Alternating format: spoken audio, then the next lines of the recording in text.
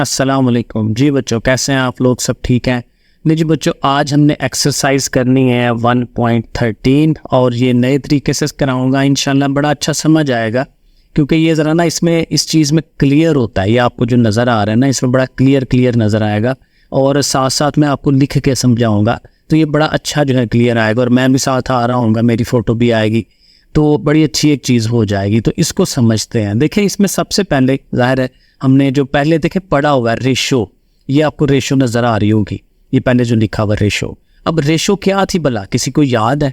Ratio होती थी दो चीज़ों का मवाजना करना, दो चीज़ों को आमने सामने रखना, ये रेशो थी। आपने पहले पढ़ा है 1.11 में शायद पढ़ा था। जैसे है ना, वैसा लिखते हैं जी, एक बच्चे के पास 5 रुपये हैं और दूसरे बच्चे के पास 10 रुपये हैं, तो 5 और 10 लिख के ना तो बीच में ये दो नुक्ते लगाते हैं। ठीक है, तो इसको रेशो कहते थे। इसको बट्टे में भी लिख सकते हैं, 5/10 भी कह सकते हैं। तो ये रेशो थी, बड़ा इजी सा काम है। ठीक है, अब रेशो से आगे वाला काम जो है ना वो हमने पढ़ना है और इसको हम कहते हैं प्रोपोर्शन। ठीक है, अब प्रोपोर्शन जो है ना, इसका उर्दू होता है तनासब। अब देखिए, ये जो प्रोपोर्शन होता है ना, प्रोपोर्शन में असल में हम क्या करते हैं, यहाँ पे भी मुवाजना ही होता है, लेकिन मुवाजना किन का करते हैं? यहाँ पे मुवाजना करते हैं दो रेशोज का आपस में। यानी अब दो या दो से ज़्यादा भी होती हैं, लेकिन हमने दो ही करनी है। तो दो रेशोज को आमने सामने रखते हैं। मसलन आप ऐसे करें, ये देखें, ये लिखा हुआ ना 5 और रेशो के वो दो नुक्ते लगाए और 10, जैसे पीछे मिसाल दी थी। अब एक और रेशो है हमारे पास, मिसाल के तौर पे 15 है और उसके साथ रेशो जो है वो 30 की है। ठीक है, तो ये दो रेशोज है। इन दो रेशोज को आपस में मुवाजना जब करना होता है ना, तो बीच में हम 4 नुक्ते लगा लेते हैं। ये जब 4 नुक्ते लगाते हैं तो इसको फिर हम, ये सारी चीज़ बनी है ना, इसको हम कहते हैं कि ये प्रोपोर्शन बन गया। ठीक है, तो प्रोपोर्शन की जो शक्ल है वो ये होती है, इसमें ये 4 रकमें होती हैं। एक रेशो जो है ये पहले देखें, ये यहाँ पे बन रही है और दूसरी रेशो जो है वो इस तरफ बन रही है। तो दो रेशोज का मुवाजना होता है। अब इसको हल कैसे करते हैं? हल करने के लिए ना एक बड़ा बुनियादी सा असूल है कि ये जो बाहर वाली रकम है ना, ये 5, इसको आप जो उधर से बाहर वाली रकम है इसके साथ ज़रब देते हैं। 5 ज़रब 30, 5 ज़रब 50, और फिर ये जो दरमियान वाली चीज़ है 10, उसको इस दरमियान वाली 15 से ज़रब देनी है। और ये देखें, एक किस्म की ना स्माइल बन जाती है ऐसे करके, स्माइल। तो हम इसको ये भी कहते हैं टोटके के तौर पे कि स्माइल बनाए। ठीक है, तो 10 को 15 से ज़रब देनी है, 5 को 30 से ज़रब देनी है। मैं बस नीचे लिख भी देता हूँ, बस हम लिखेंगे ऐसे 5 × 30। ठीक है, बीच में बराबर का निशान लगाएंगे और आगे लिखेंगे 10 × 15। ठीक है, ऐसे करके, तो इस तरह से करके इसका हल किया जाता है। और ये जो हम बाहर वाली को ज़रब दे रहे हैं ना, 5 को 30 से ज़रब दी है, तो इसको हम कहते हैं कि ये हमने वो क्या इसका नाम था, एक्सट्रीम। बाहर वाली जो चीज़ होती है ना, बैरूनी चीज़ें, एक्सट्रीम इसको कहते हैं, प्रोडक्ट ऑफ एक्सट्रीम। बाहर वाली चीज़ों को आपस में प्रोडक्ट किया यानी कि ज़रब दी। और जो दरमियान वाली चीज़ें थी 10 और 15, इनको हम मीन कहते हैं, मीन, MEAN, मीन। तो इसका मतलब प्रोडक्ट ऑफ मीन। तो ये फार्मूला बनता है कि प्रोडक्ट ऑफ एक्सट्रीम बराबर है प्रोडक्ट ऑफ मीन के। तो इस तरह से करके आप सवाल आगे से हल करते हैं तो वो इंशाल्लाह ईजी या समझ आ जाएगा। तो ये तो हो गया प्रोपोर्शन। अब कहते हैं ये जो प्रोपोर्शन है ना, इसकी किस्में हैं, 2 किस्में हैं। एक होता है डायरेक्ट प्रोपोर्शन, एक होता है इनडायरेक्ट प्रोपोर्शन। अब बड़ा इजी है ये डायरेक्ट प्रोपोर्शन। हम उसको कहते हैं कि जब 2 चीज़ें हो आपके सामने और एक बढ़ रही है तो दूसरी भी बढ़ रही है, दोनों चीज़ें बढ़ रही हो या दोनों चीज़ें कम हो रही हो, यानी दोनों ने एक ही तरफ जाना होता है। अब ये जो डायरेक्ट प्रोपोर्शन है ना, इसकी हम एक मिसाल लेते हैं। कास्ट, मैं उर्दू में आपको समझाता हूँ। कास्ट है और एक दूसरी तरफ जो है ना क्वांटिटी ले ले, क्यों लिख लेते हैं हानि। मतलब ये कि हम मिसाल के तौर पे दुकान पे जाते हैं और हम 10 पेन खरीदने हैं। अब 10 पेन खरीदने हैं, वो भाई कहता है जी 200 के आते हैं। हम कहते हैं चलो ठीक है। अब हम कहते हैं नहीं 10 नहीं, अब हमने 20 खरीदने हैं, तो कहते हैं अब 200 के नहीं आएंगे, 400 के आएंगे। यानी वो जो हम क्वांटिटी चीज़ बढ़ाई है तो उसके पैसे भी बढ़ गए। ठीक है ना, जितनी ज़्यादा चीज़ हम खरीदने जाएंगे उतने ही उसके पैसे भी ज़्यादा हो जाएंगे। तो देखिए, चीज़ भी ज़्यादा हुई, पैसे भी ज़्यादा हुए, तो इसको हम कहते हैं डायरेक्ट प्रोपोर्शन। अब जी चीज़ अगर कम कर लेंगे तो पैसे भी कम देंगे, तो ये भी वो डायरेक्ट प्रोपोर्शन है। तो डायरेक्ट प्रोपोर्शन में ये चीज़ आती है। तो दूसरा है ना इनडायरेक्ट प्रोपोर्शन। अब ये सारे सवाल आने हैं इनके, इसलिए इनको समझा करें, समझना बड़ा ज़रूरी है। तो जो इनडायरेक्ट प्रोपोर्शन होती है ये उसका उल्टा है। कि भाई एक चीज़ बढ़ रही है तो दूसरी कम हो रही है। अब इसमें ये मैन और डेज का देखे मैंने लिखा हुआ है, ये आपको नज़र आ रहा होगा, मैन और डेज। अब मैन और डेज का क्या मतलब है कि भाई हमने कोई काम करवाना है, जैसे घर बनवाते हैं तो हम लोग मिसाल के तौर पे 5 बंदे लगाते हैं, 5 मजदूर मिस्त्री लगाते हैं, तो वो 10 दिन में काम कर देते हैं। लेकिन अगर हम बंदे ज़्यादा लगा लें, ठीक है, 15-20 बंदे लगा लें, तो आपको पता है वो काम जल्दी कर जाएंगे, तो दिन कम हो जाएगा। यानी बंदे थोड़े थे तो वो दिन ज़्यादा लगा रहे थे, लेकिन अब बंदों को हमने ज़्यादा कर दिया तो दिन जो है वो कम लग रहे हैं। तो एक चीज़ बढ़ रही है, एक चीज़ कम हो रही है, तो इसको हम कहते हैं इनडायरेक्ट या फिर इन्वर्स प्रोपोर्शन। ये लिखा हुआ है इनडायरेक्ट और इन्वर्स प्रोपोर्शन। ये मैन और डेज की मैंने मिसाल इसकी बता दी। अब ये थोड़ी सी ना इसकी थ्योरी थी, ठीक है। अब आपने सवाल हल करने हैं, सवाल कोई मुश्किल काम नहीं है। एक्सरसाइज देखें हम ये यहाँ पे शुरू करेंगे। देखिए पहला सवाल है, which of the following are in proportion. इनमें से कौन सी चीज़ें प्रोपोर्शन हैं, कौन सी नहीं है। बड़ा इजी काम है। अभी मैंने आपको तरीका बताया था ना कि आपने बाहर वाली को बाहर वाली से ज़रब देनी है और दरमियान वाली को दरमियान वाली से ज़रब देनी है। तो अगर तो वो बराबर आ जाते हैं तो प्रोपोर्शन हो जाएगा। तो 7 को किससे हम मल्टीप्लाई करेंगे, 10 से। तो आप लिख लें 7 × 10 और आगे इक्वल टू का साइन लगाए, और 2 को किससे करना है, 35 से। 2 × 35 ऐसे करके लिख लेते हैं। अब 7 10 कितना होता है, 70, और वो 35 को 2 से करेंगे मल्टीप्लाई तो वो भी 70 आता है। तो दोनों साइडें इक्वल आ गई ना, तो फिर इसका मतलब क्या है कि ये प्रोपोर्शन है। आपने इसका प्रोपोर्शन के पूरे स्पेलिंग लिख लेते हैं, प्रोपोर्शन, ठीक है, ऐसे करके स्पेलिंग भी याद हो जाते हैं। तो ये है जी, ऐसे ये आंसर बना देना है। इसी तरह जो सेकंड वाला है इसमें भी ये देखें, बाहर वाला नंबर 2, उधर से बाहर वाला नंबर 20, तो 2 को और 20 को मल्टीप्लाई करवाएंगे, बीच में बराबर का निशान, और 6 और 5 को मल्टीप्लाई कर लेते हैं, 6 × 5। अब 6 5 कितना हो गया, 30, और उधर से 22 कितना होता है, 40। अब ये देखें बराबर नहीं आए, बराबर ना आए ना तो बीच में ऐसे एक लाइन लगा लेते हैं ऐसे करके, ठीक है। ये लाइन लगने का मतलब ये होता है कि आपस में ये इक्वल नहीं है, बराबर नहीं है, ठीक है ना। तो अब जब बराबर नहीं है तो इसको क्या लिखेंगे कि ये क्या है, नॉट ऑफ, और आगे से वही प्रोपोर्शन, ठीक है। प्रोपोर्शन के पूरे स्पेलिंग आप आगे से लिख लें। तो इस तरह से करके ये सारे सवाल हम करते चले जाएंगे। ये साथ साथ आप लोग देखते जाएं, मैं भी करता जाता हूँ।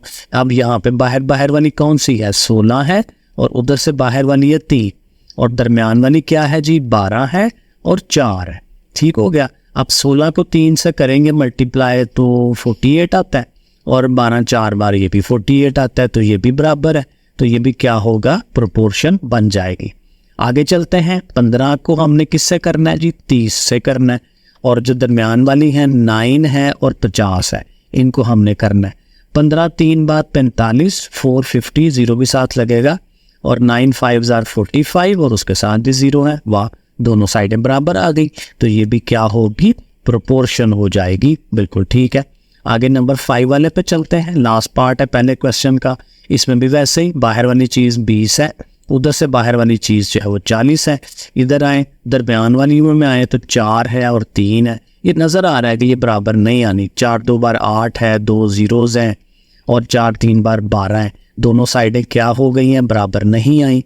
तो बराबर नहीं आई तो फिर हम क्या लिखेंगे कि ये नॉट आ प्रोपोर्शन, ठीक है। स्पेलिंग प्रोपोर्शन ऐसे करके हम इसको लिख देंगे। तो ये हमारा पहला सवाल हो जाता है। अच्छा जी, दूसरा क्वेश्चन क्या है, find the value of the variable. अब वही काम सारा करना है, लेकिन अब यहाँ पे सवाल के अंदर अगर आप गौर करें तो ये देखें एक्स आ रहा है। एक्स जो है ना ये वेरिएबल है, ये हमें मालूम करना है। तरीका वही होगा, तरीका मैंने आपको समझाया था ना कि स्माइल बनाए, बाहर वाले को बाहर वाले से मल्टीप्लाई और अंदर वाले को अंदर वाले से मल्टीप्लाई करवाना है। लेकिन देखें लिखना उसको पहले है जो जिसमें एक्स आ रहा है, जिसको मालूम करना है वो पहले लिखें। यानी आप 6 को और x को पहले लिखें। आप ऐसे लिखें 6 × x। x ज़रा मैं ऐसे स्टाइलिश बनाता हूँ क्योंकि ज़रा वो मल्टीप्लाई का सिंबल भी तो है ना, तो दोनों में फ़र्क होना चाहिए। 6 × x है और इधर से 7 और 50 है, तो आप इसको लिखें 7 × 50, 7 × 50। अब चूंकि x मालूम करना है, x को रहने दें इधर ही। अब ये 6 उठ के उधर जाएगा, मैं पहले भी बताता हूँ। देखें 6 यहाँ पे क्या कर रहा है, मल्टीप्लाई हो रहा है, ज़रब हो रहा है। उधर जाएगा तो तकसीम होता है। ये दो फैमिली है ना, जमा और नफ़ी एक फैमिली है, ज़रब और तकसीम एक फैमिली है, मल्टीप्लाई और डिवाइड। तो मल्टीप्लाई ने डिवाइड में जाना होता है, डिवाइड ने मल्टीप्लाई में, प्लस ने माइनस में, माइनस ने प्लस में। तो ये हर दफ़ा ऐसे ही इक्वेशनों के अंदर करते हैं। तो 7 मल्टीप्लाई 50, अब ये 6 जो है ना बटे में जाएगा, तकसीम बटा डिवाइड एक ही बात होती है। अब 6 के टेबल में डिवाइड होता है, ज़रा देखें 6 के टेबल में 7 तो नहीं होता, तो ये 50 और 6 थोड़ा सा डिवाइड हो जाएगा, कटेगा। 2 3 आर 6 और 2 से 50 को काटे तो 25 आता है, ठीक है ना। कोई भी चीज़ 2 पर डिवाइड करें आधी हो जाती है। अब 3 से 25 नहीं होता तो छोड़ दें इधर ही। अब ये आपने करना है, ऊपर ऊपर वालियों को मल्टीप्लाई कर लेना है। 7 को और 25 को मल्टीप्लाई करेंगे ना तो मेरे हिसाब से आएगा 175, ठीक है। ज़ुबानी ज़ुबानी में कर रहा हूँ, आप लिख के कर सकते हैं। तो बस ठीक है, एक्स की वैल्यू ये आ गई। अशारिया में नहीं लेके आनी होती, जो अगर बटे में आ रही है बटे में आने दे, कोई मसला नहीं है। तो ये इसका आंसर बन जाएगा। अब यही काम जो है वो हमने ये सेकंड पार्ट के अंदर भी करना है। तो अगेन बाहर वाली को बाहर वाली के साथ, वाई ने किसके पास जाना है, 20 वाले के पास, और 8 ने किसके पास जाना है, 45 के पास। ये मैं वैसे बना रहा हूँ, आप ये लाइनें मत लगाएं, एक ये सिर्फ आपको समझाने के लिए लगा रहा हूँ। तो y के साथ 20 को लिखना है ना, तो y मल्टीप्लाई 20 इक्वल टू का साइन, और ये जो 8 और 45 है उसको दूसरी तरफ, ठीक हो गया। अब देखिए हर दफ़ा स्टेप्स वही होने हैं। 20 ने अब जाके उनके डिवाइड में आना है, तो 8 मल्टीप्लाई 45 लिख के तो उसके नीचे आपने जो है वो 20 लिख लेना है। अब फिर देखें किस टेबल में ये डिवाइड होते हैं आपस में, ये डिवाइड ऊपर नीचे होते हैं, ठीक है, नीचे से ऊपर चीज़ कटती है। तो 5 के टेबल में आता है 5 4 आर 20 और 5 9 आर 45। ये 4 और 8 भी कटता है, 4 1 आर 4, 4 2 आर 8। तो पीछे क्या रह गया, 2 और 9 रह गया, और उनके बीच में मल्टीप्लाई हो रहा है, तो 2 9 आर कितना होता है, 18। तो ये हमने क्या फाइंड किया, y, उधर से y आ रहा है ना, y इज इक्वल टू 18। तो ये हमारा सेकंड पार्ट भी हो गया। चले थी, अब इसी तरह से थर्ड पार्ट पे आ जाते हैं। अब यहाँ पे z है, तो z बाहर वाला है, बाहर वाले के साथ 35, तो हमने क्या लिखना है, z लिखना है और उसके साथ मल्टीप्लाइड बाय 35। इक्वल टू का बटन दबाएंगे, बटन दबाएंगे तो ठीक लिखेंगे उसको, कैलकुलेटर मेरे ज़हन में आ रहा था, बड़ी क्लासों को भी पढ़ाता ना तो उसमें वही आता है। बहरहाल तो ऐसे करके लिख दिया, फिर z इधर ही रह गया और 35 ने उधर जाके उनके डिवाइड में जाना है, हर दफ़ा वही स्टेप्स हैं। तो 35 जो है वो इधर ओवर में चला गया। अब कटवाएं, 5 के टेबल में 5 3 आर 15 और 5 7 आर 35। अब 7 से 9 नहीं होता, 3 नहीं होता, रहने दे ऐसे, ऊपर ऊपर मल्टीप्लाई, 3 9 आर 27 और नीचे 7 वैसे ही। तो ये हमारा क्या आ गया, z आ गया। तो ये पार्ट भी हो गया। आगे चलते हैं, 4 वाले पार्ट पे आ जाते हैं। ये करेंगे तो हमारा ये सवाल पूरा हो जाएगा। w के साथ किसने आना है जी, 18 ने आना है, बाहर वाला बाहर वाले से, दरमियान वाला दरमियान वाले के साथ। देखें बड़ा मज़े का काम है। अब उसी तरह 18 को ले जाएं बटे में उसके, क्योंकि इधर डिवाइड हो रहा है, इधर मल्टीप्लाई हो रहा है, उधर जाकर उसने डिवाइड में आना है, ठीक है। तो उसके तकसीम में बटा में हमने 18 लिख दिया। अब 2 1 आर 2 है, 2 9 आर 18 है। अब 9 से 24 तो नहीं होता, लेकिन 3 के टेबल में होता है, 3 3 आर 9, 3 8 आर 24। तो ऊपर 8 रह गया, नीचे 3 रह गया। So that's it, 8/3। ये हमारा क्या आ गया, w आ गया। तो ये 2 सवाल हमारे पूरे हो गए। लो जी, क्वेश्चन नंबर 3 है। अब ये स्टेटमेंट वाला सवाल है, पढ़ के आपको समझाता हूँ। कहता है इफ़ 7 kg पोटैटोज, हम जो है 7 किलो जो है ना आलू लेके आते हैं, और वो कास्ट है उनकी, खर्चा जो है वो 140 रुपये है, 140 रुपीज़। 7 किलो आलू लेके आए हैं, कितने के आए हैं, 140 रुपये के। हाउ मच वी पे, हम कितने पैसे देंगे फॉर 12 kg पोटैटोज, अगर हमने 12 किलो खरीदने। तो ये वही वो जो डायरेक्ट प्रोपोर्शन और इन्वर्स वाला है ना, वो वाला सा हिसाब है। अब इसमें देखें, आपने ये देखना है कि कौन सी 2 चीज़ें हैं। एक तो आप उसकी पोटैटोज खरीदे है ना, तो आप पोटैटो एक तरफ लिख दे, तो एक तरफ हम जो है ना पोटैटो लिख देते हैं, ठीक है। जो चीज़ ज़ाहिर इन्वॉल्व हो रही है, पोटैटो ज़रा लिखना पड़ेगा, ठीक है।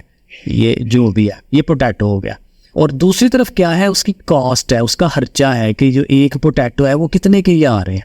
अब देखें पोटैटो कितने हमने खरीदे थे, 7 किलो, तो इधर आप इसकी जगह 7 लिख दे, और कास्ट उसकी कितनी है, 140 रुपये। अब इधर आपने 140 लिख देना है। अब दूसरी तरफ दोबारा आए तो अब कहता है 7 के बजाय कितने खरीदने हैं, 12। तो अब 7 के नीचे ही आपने 12 लिख लेना है, और कास्ट उसकी जो है वो खर्चा जो है वो मालूम करना है, तो वो x आ जाएगा। जो चीज़ मालूम करनी होती है उसको x लिख। अब देखिए जो अगला काम आपने करना है वो ये है कि यहाँ पे ना 2 तीर के निशान लगाने, ऊपर की तरफ जाते हैं या नीचे की तरफ आते हैं, वो आपको डायरेक्ट प्रोपोर्शन और इन्वर्स से पता चलता है। अभी देखें कैसे, जहाँ पे x मौजूद है ना, जो आपने मालूम करना है, ठीक है, उसका जो एक तीर है ना वो आपने लाजमी ऊपर को लगाना है, ठीक है। ये आगे बड़ी क्लासों में भी आपको यूज़ होना है, इसने बड़ा फ़ायदा देना है। तो इसका x वाला तीर हमेशा ऊपर को जाएगा। अब दूसरी तरफ तीर किस तरफ को लगना है, ऊपर को लगना है या नीचे को लगना है, उसके लिए आप अंदाज़ा लगाएं कि मसलन फॉर एग्ज़ाम्पल 7 किलो आपने आलू ख़रीदे हैं तो वो 140 रुपये के आ रहे हैं। अब आप 12 किलो ख़रीदने जाएंगे तो ज़ाहिर है कि 140 से ज़्यादा पैसे देंगे क्योंकि ज़्यादा किलो ख़रीद रहे हैं, तो जो किलो हैं वो भी ज़्यादा हुए हैं तो उनका खर्चा भी ज़्यादा हुआ है, तो दोनों चीज़ें एक तरफ बढ़ रही हैं। तो ये कौन सा तरीका है, डायरेक्ट प्रोपोर्शन का। तो डायरेक्ट प्रोपोर्शन में फिर जो दूसरी तरफ जो तीर का निशान होता है वो भी बिल्कुल ऊपर की तरफ ही लगता है। अगर इन्वर्स हो तो फिर हम नीचे को लगाते हैं। अब इसके बाद कैसे हल करना है, देखें आपने एक्स वाले की तरफ आ जाना है। ये जो एक्स वाला है ना, जहाँ से तीर शुरू हुआ है उस चीज़ को पहले लिखते हैं, नीचे बटा बनाते हैं, और जिधर को तीर जा रहा है, ये देखें ना 140 की तरफ जा रहा है, तो 140 को आपने उसके बटे में यानी कि नीचे लिख देना है। ये जो बटे में लिखते हैं ना, ये भी एक किस्म की रेशो होती है, ठीक है। x रेशो 110 है या x बटा 140 है, ये एक ही बात होती है। फिर दरमियान में आपने बराबर का निशान लगाना है और ये दूसरी तरफ आ जाना है। अब दूसरी तरफ भी देखें तो बटा ये जो तीर है वो कहाँ से शुरू हुआ है, 12 से शुरू हो रहा है ना, तो 12 को आपने ऊपर रख लेना है और बटे में फिर वही के तीर किधर को जा रहा है, 7, तो 7 को आपने नीचे लिख लेना है। तो अब ये मेन काम है। अब इससे अगला काम बड़ा इजी है। अब देखें x को अकेला करें, x के ओवर में है, तकसीम कर रहा है 140, तो 140 जब उधर जाएगा तो इसने फिर क्या करना है, मल्टीप्लाई होना है, ठीक है। इधर तकसीम है, उधर ज़रब होगा, ठीक है। डिवाइड मल्टीप्लाई में जाता है, तो x इज़ इक्वल टू ये जो 12/7 है इसको हम ऐसे ही लिखेंगे, मल्टीप्लाई का साइन लगाएंगे और 140 साथ उसके लिख देंगे ऊपर करके थोड़ा, ठीक है। अब देखें यहाँ से 7 नीचे है और 140 ऊपर है। तो मैं बताता होता हूँ अक्सर कि चीज़ें ना ऐसे कटती हैं, ऐसे आमने सामने हो ना फिर नहीं कटती, ठीक है। नीचे हो, ऐसे हो, टेढ़ा हो, फिर चीज़ें कटती हैं। तो 7 के टेबल से हम 14 को कटवाएंगे। 7 1s are 7, 7 2s are 14, और साथ वो जो 0 है वो वाला भी साथ लग जाएगा। अब ये यहाँ पे आ गया 20। अब 20 मल्टीप्लाई 12, इनको हमने मल्टीप्लाई करवा देना है तो हमें आंसर मिल जाएगा। 0 का बड़ा इजी होता है, 0 को वैसे ही लिख लें और 12 को 2 से मल्टीप्लाई कर दें तो ये कितना हो जाएगा, 24। 12 2s are 24, तो ये 240 बन गया। यानी मतलब क्या हुआ कि जब हमने 12 किलो पोटैटो लेने जाने हैं, आलू लेने जाने हैं, तो हमें कितने के मिलेंगे, 240 रुपये के मिलेंगे। तो ये हमने उसका आंसर जो है वो निकाल दिया। अब देखें क्वेश्चन नंबर 4 पढ़ते हैं। फॉर 10 हॉर्सेस, 10 हमारे पास घोड़े हैं, 12 kg और 400 gram of food is required daily. रोज़ के रोज़ हम उनको कितना खाना देंगे, 12 किलो और 400 ग्राम। 10 घोड़े हैं और उनको इतना खाना हम दे रहे हैं। इन द सेम प्रपोर्शन का इसी तरीके से how much will be needed, कितना खाना देना पड़ेगा फॉर 16 हॉर्सेस, 6 घोड़े हम अगर और ले आए। अब देखो यहाँ पे भी आपको नज़र आ रहा है कि ये डायरेक्ट प्रोपोर्शन है, क्योंकि 10 घोड़े हैं तो 12 किलो तकरीबन खाते हैं, तो अब 6 घोड़े और आ गए हैं तो वो और ज़्यादा खाएंगे, तो घोड़े की तादाद भी बढ़ गई और उधर से खाने की तादाद भी बढ़ रही है। तो ये डायरेक्ट प्रोपोर्शन है। तो जो तीर के निशान लगाने हैं दोनों ऊपर की तरफ लगाएंगे। तो ये एग्जैक्टली जैसे पिछला सवाल हुआ है ना वैसे ही होना है। अब देखें एक तरफ हमारे पास क्या होना चाहिए, हॉर्सेस, ठीक है ना, क्योंकि हॉर्सेस की तादाद है कि हॉर्सेस हमारे पास कितने हैं, और दूसरी तरफ क्या है, फूड है, खाना है ना उनका। तो फूड आप जो है वो दूसरी तरफ लिख लें। फूड किसको कहते हैं, खाने को। तो अब हॉर्सेस पहले कितने थे, 10 थे। अब ये जो फूड है वो कितना है, ये ज़रा देख लें, 12 किलो और 400 ग्राम। ये जो किलो होता है ना, ये याद रखें हमेशा 1000 होता है। तो 12 किलो यानी कि 12,000 और उसमें 400 और डाल लें तो कितने हो गए, 12,400 ग्राम। ऐसे ज़रा सीधी सीधी हो जाती ना, हल करने में आसानी होती है। 12,400 ग्राम, ठीक है, कॉमा छोटा सा लगा लें, 12,400। अब इसी तरह से अब घोड़े, उसने कहा है ना कि 6 और आ गए यानी कि 16 हो गए, तो वहाँ पे हम 16 लिख देते हैं। और फूड कितना है वो ज़ाहिर है हमें फिर एक्स लिखना पड़ेगा कि भाई इसको हमें मालूम करना है। अब उसी तरह एक्स वाला जो तीर का निशान है वो ऊपर की तरफ जाना है, ये तो आंखें बंद करके हम लगा देते हैं ना। और दूसरा जो है वो हमें देखना होता है कि क्या रेशो उसका ताल्लुक उनका आपस में क्या है। तो मैंने अभी आपको बताया कि जब हॉर्सेस ज़्यादा हुए हैं तो खाना भी ज़्यादा हो जाना है, तो दोनों एक ही तरफ जा रहे हैं, डायरेक्ट है, तो डायरेक्ट का मतलब ये होता है कि तीर का निशान हमारा ऊपर ही लगना है। ठीक हो गया। अब इसको आगे से हल कर लेते हैं। पहले एक्स की तरफ से लिखना शुरू करेंगे। एक्स ओवर कितना आएगा 12,400, ठीक है ना। जिधर से तीर शुरू हो वो चीज़ पहले लिखते हैं, तीर जिधर को जाए वो हमने ओवर में लिख देनी होती है। आगे इक्वल टू का साइन है, इधर से भी तीर शुरू हो रहा है 16 से, तो 16 पहले लिख लेंगे और 10 को जो है वो बाद में नीचे लिख देंगे। अब पिछले स्टेप की तरह, पिछले सवाल की तरह ये 12,400 जो है ये डिवाइड करना है ना, तो जो उधर जाएगा तो उसने फिर क्या होना है, मल्टीप्लाई में होना है। तो 16/10 को पहले ऐसे ही लिख लें, मल्टीप्लाई का साइन लगाएं और 12,400 जो है वो लिख दें। ठीक हो गया। अब कटवाएं, और कटवाने में देखें अगर ज़ीरोज़ आ रहे हो तो बड़ा ही आसान काम होता है। इधर से 1 0 ये कट गया, 1 0 ये कट गया।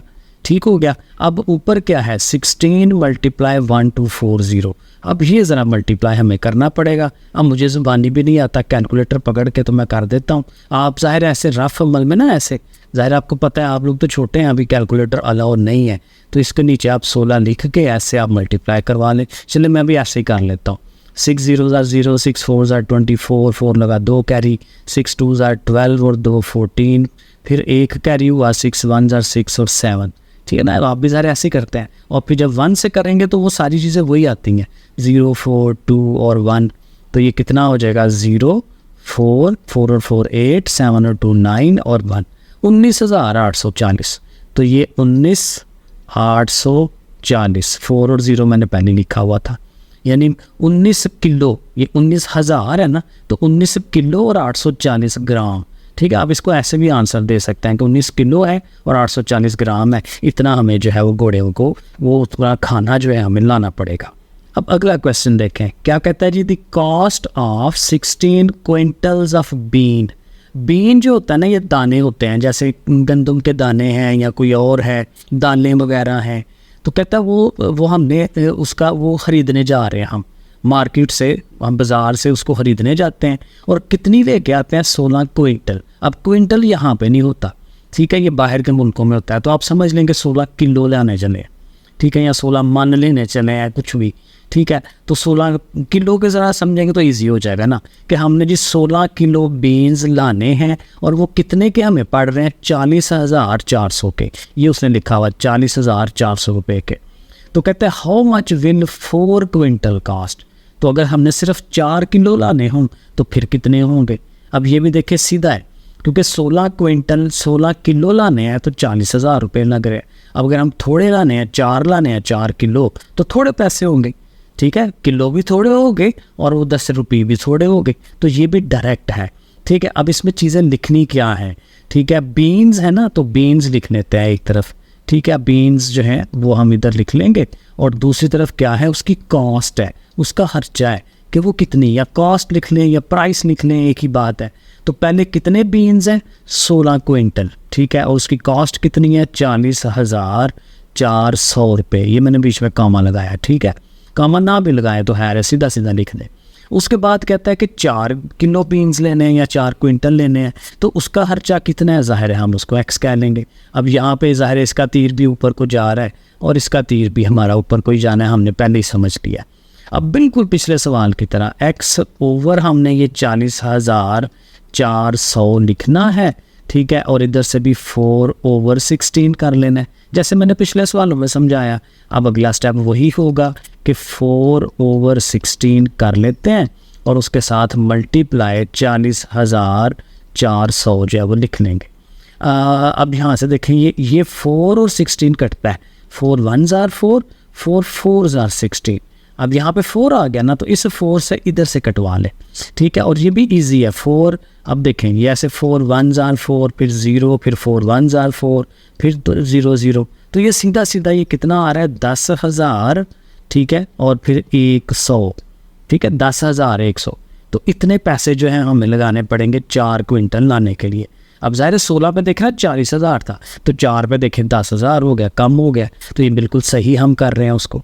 तो देखिए अगला क्वेश्चन पढ़ते हैं। क्वेश्चन नंबर 6 में है, इन if a box of sweet is divided. हमारे पास एक बक्सा है जिसमें टॉफ़ियाँ पड़ी हुई हैं, वो हमने किनको देनी है? 24 बच्चे हैं उनको देनी है। जैसे क्लास में बच्चे बैठे हुए हैं तो हम वो ला रहे हैं और बच्चों को डिवाइड करने लगे हैं। They will get 5 sweets each. हर बच्चे को कितनी कितनी मिल रही हैं? 5-5 टॉफ़ियाँ मिल रही हैं, ठीक है।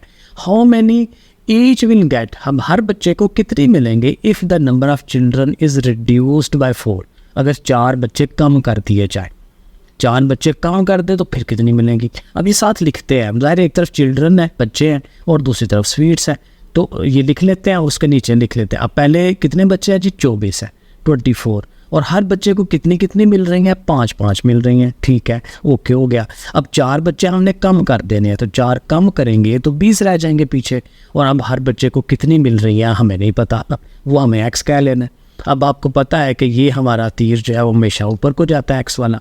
अब दूसरी तरफ का नहीं पता, तो उसके लिए फिर हमें जो है वो देखना है कि ताल्लुक क्या बन रहा है। 24 बच्चे थे तो हर बच्चे को 5-5 मिल रही हैं। अब बच्चे थोड़े हो गए, अब थोड़े हो गए हैं तो पीछे टॉफ़ी ज़्यादा होगी ना, तो फिर ज़्यादा होंगी तो बच्चों को ज़्यादा आएंगे, मे बी 6-6 आ जाए। तो बच्चे कम हुए हैं और स्वीट्स ज़्यादा मिल रही हैं उनको, तो एक तरफ से कम एक तरफ से ज़्यादा, तो ये इन्वर्स हो गया ना ताल्लुक, एक कम एक ज़्यादा। तो इसलिए फिर यहाँ पे हमें तीर का निशान नीचे को लगाना है, ये रिवर्स वाला वो जो इन्वर्स रिलेशन है इसका, ठीक है। अब इसको आगे से हल वैसे ही करना है, ये स्टार्ट यहीं से करना है एक्स की तरफ से, और तीर ज़ाहिर है नीचे से शुरू हो रहा है तो एक्स पहले आएगा और 5 जो है वो बाद में आना है बटे में नीचे, इक्वल टू। अब इधर आएंगे तो देखिए तीर कहाँ शुरू हुआ है? 24 से शुरू हुआ है, 24 से, तो 24 ऊपर आएगा और 20 ने नीचे चले जाना, ठीक हो गया। अब उसी तरह से 5 को उधर ले जाते हैं, तो x is equal to 24/20 multiplied by 5, उधर जाके ज़रा अब देखें कुछ चीज़ कटती है, 5 1s are 5 और 5 4s are 20, ठीक है। अब नीचे 4 आ गया, 4 से ये 24 कट सकता है, 4 1s are 4, 4 6 are 24, और जैसे मैं अंदाज़ा लगा रहा था कि हर बच्चे को 6 मिलनी चाहिए,